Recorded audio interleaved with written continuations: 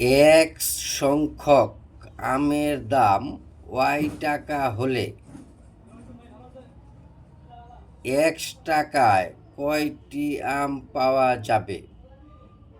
X সংখ্যক আমের দাম ওয়াই টাকা হলে এক্স টাকায় কয়টি আম পাওয়া যাবে?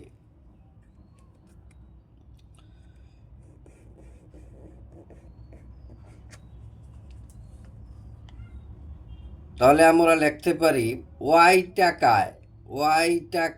এই যে ওয়াই টাকায় পাওয়া যায় এক সংখ্যক আম। ওয়াই টাকায় পাওয়া যায় এক সংখ্যক আম। তাহলে কয়টি আম যেহেতু বলা হয়েছে, তাহলে আমাদেরকে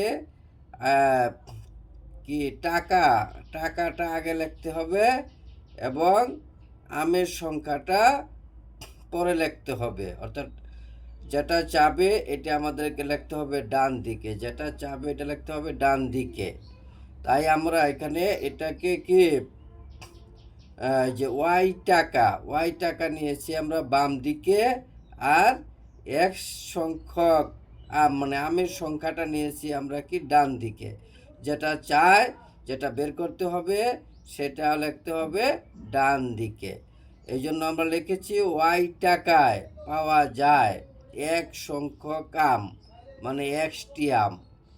সুতরাং এক টাকায় পাওয়া যায় কম, এই জন্য এক্স উপরে, এক্স বাই ওয়াই, মানে এক্স ভাগ ওয়াই।